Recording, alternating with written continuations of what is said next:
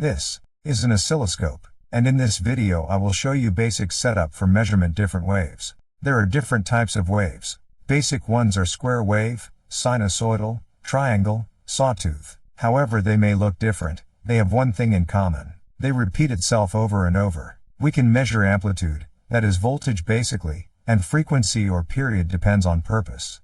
You can find a source of sinusoidal wave also at home. You guessed it, mains power supply. But be careful, mains voltage is dangerous to touch.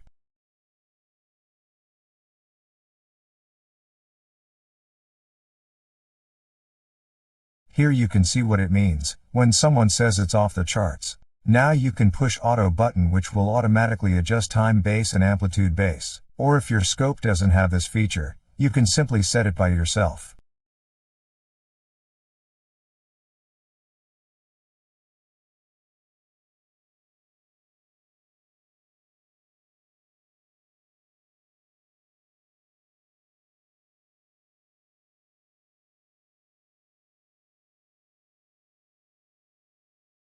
Here you can see that mains voltage in peak is much higher than 220 volts. It can easily reach 300 volts and more. In certain circuits it can reach up to 600 volts.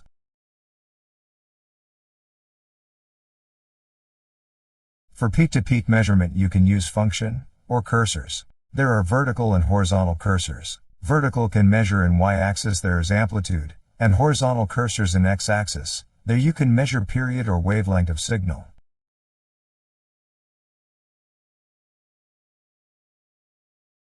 This specific signal has 50 Hz, which means it is period that lasts for 20 milliseconds.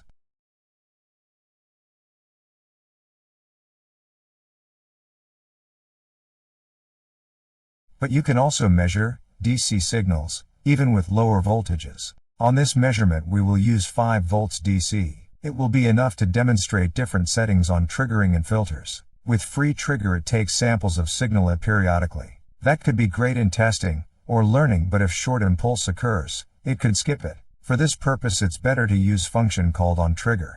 Basically it takes sample if amplitude will exceed certain value and it will do that over and over. Also you might need to see some single impulse which occurs at random. Single shot will do just that. Takes sample at triggering amplitude and put scope in holding mode. For next measurement you need to manually push run button. When measuring signals in noisy environments such as inverters, power supplies or where is plasma arc near welding machines, useful feature is to turn on low pass filter which suppress higher frequencies.